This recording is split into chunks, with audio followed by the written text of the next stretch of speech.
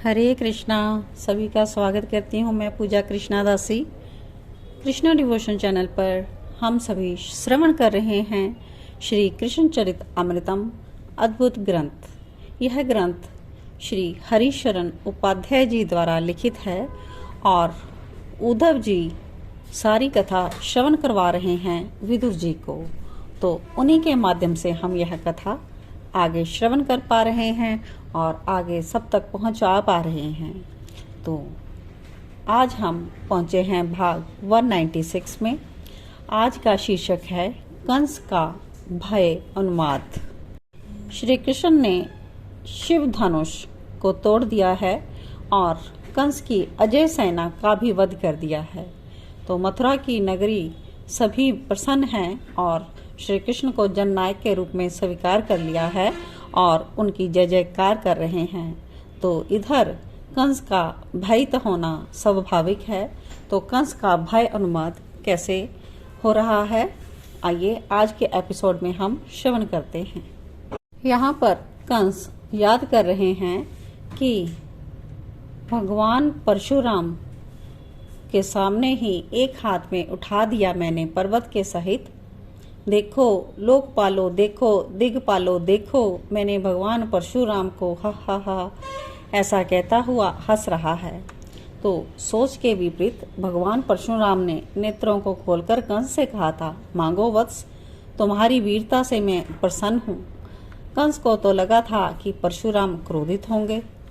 चरणों में किंचित झुका था कंस। वो कुछ वर मांगता उससे पहले ही परशुराम जी ने अपने नेत्रों को बंद किया और कुछ पढ़ने लगे।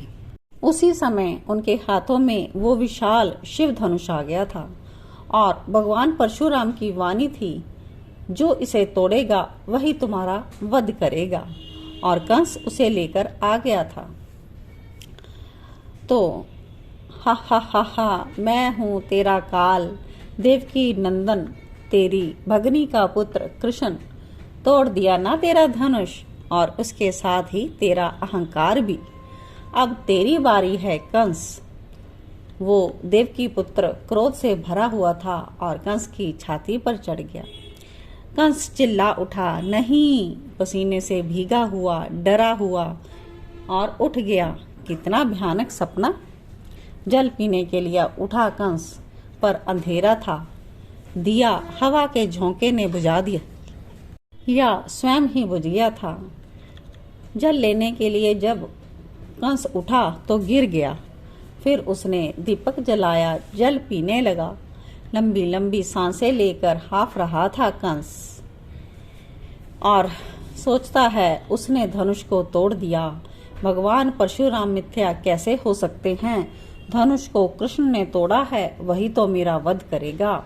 पर मेरे सेवक कह रहे थे कि धनुष पुराना हो गया था। ऐसा विचार करते हुए उसने अपनी परछाई देखी तो वो चौंक गया। मेरी परछाई में इतने छिद्र कैसे? घबरा गया कंस। फिर उसने अपना सिर छुआ, क्योंकि परछाई में उसे सिर नहीं दिखाई दे रहा था। तब वो और भी घबरा गया। कहता है, ये क्या हो रहा है मेरे साथ? कैसे कैसे सपने आ रहे हैं मुझे। मेरा मुंडन हुआ है, गधे में बैठकर मैं दक्षिण की ओर जा रहा हूँ। ओहो, ये सब क्या है? सूर्य पृथ्वी में गिर गया है, उसके 2 टुकड़े। चंद्रमा गिरा, उसके 4 टुकड़े। ये सब क्या हो रहा है? कंस कलश से फिर जल पीता है और मुंह पर भी जल के छींटे मारता है। तभी श्वान के समूह रुदन प्रारंभ कर देते हैं। कंस का सिर दर्द से फटा जा रहा है और वो अपने महल की हर वस्तुओं को तोड़ फोड़ देता है। विचित्र स्थिति हो गई है कंस की। अब सियार बोल रहे हैं। कंस झरोखे बंद कर देता है, पर उसे गर्मी लगती है।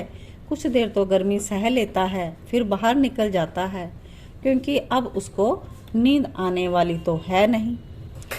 ओस से उसके पैर भीग गए। वो चलता है कोमल धूप में, वो घूमता है, पर इस बार वो टूट गया है। उसे मृत्यु साक्षात आती हुई दिखाई देती है। कंस के पैर ओस से भीगे हैं, पर उसके पदसीने क्यों नहीं बन रहे? फिर ओस में चलता है, अपने पैरों को ओस से ही भिगोता है, पर इसके पद चिन्ह नहीं बन रहे। फिर वो कीचड़ में कूद जाता है, कीचड़ से सना लेता है अपने पैरों को, फिर बाहर आकर पैर रखता है। ओहो, इसके पद चिन्ह बन ही नहीं रहे। कंस को अपनी मृत्यु साक्षात दिखाई देने लगी। पागल हो रहा था, पगला गया वो। तभी एक सेवक ने आकर कहा, महाराज की जय हो। कंस डर कर गिर गया धरती में। कहता है, कौन हो तुम, जाओ यहाँ से। सेवक अपने राजा की यह स्थिति देखकर डर गया।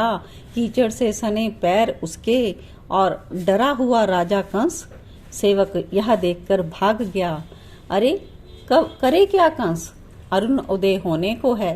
पूरी रात इसकी ऐसे ही बीत गई, पर अब इसे हिम्मत करना ही था। भय का सामना करने का साहस इसे दिखाना ही था। और इधर नेक्स्ट सीन है, श्री कृष्णचंद्र और बलभद्र सखाओं के साथ जागे।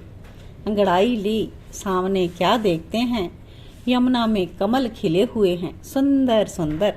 चारों ओर से विप्रगण वेद ध्वनि कर रहे हैं। संध्या स्नान करके ब्रजराज बाबा भी आ गए हैं। सुंदर सुंदर नारियां सज धज कर श्री कृष्ण के पास से ही गुजर रही हैं। वो सब एक बार देखना चाहती हैं इन भुवन सुंदर को। ब्रजराज बाबा ने कहा, कन्हैया, मुझे कंस के पास जाना पड़ेगा, क्योंकि उसको जो भेंट देनी है ना, वो मैंने अभी तक दी नहीं है। कल वो व्यस्त था, इसलिए मैं दे नहीं पाया है। कृष्ण और बलभद्र, मेरी एक बात सुनो, मैं जा रहा हूँ, तुम लोग भी शीघ्र आ जाना रंगशाला में। विलंब किया तो प्रवेश नहीं मिलेगा। हमें प्रवेश नहीं मिलेगा? मनसुख श्री कृष्ण की ओर देखकर कहता है और हंसता है। देखो, ये ठिठोली करने का समय नहीं है और आज कोई लड़ाई नहीं होनी चाहिए, समझे? ब्रजराज उनको गंभीरता से कहते हैं। तो मनसुख बोला, हम लड़ाई नहीं करेंगे, पर सामने वाले ने लड़ाई किया तो? तब सब ग्वाल हंसे। नंद बाबा ने बड़ी गंभीरता से समझाया और कंस के पास वो चले गए। तो आज के लिए इतना ही। अब आगे देखते हैं श्री कृष्ण जब कंस के महल में जाते हैं तो वहाँ पर क्या क्या घटित होता है। तो बने रहें कृष्णा डिवोशन चैनल पर और श्रवण करें कृष्ण लीला को अगले एपिसोड में। जय श्री कृष्ण।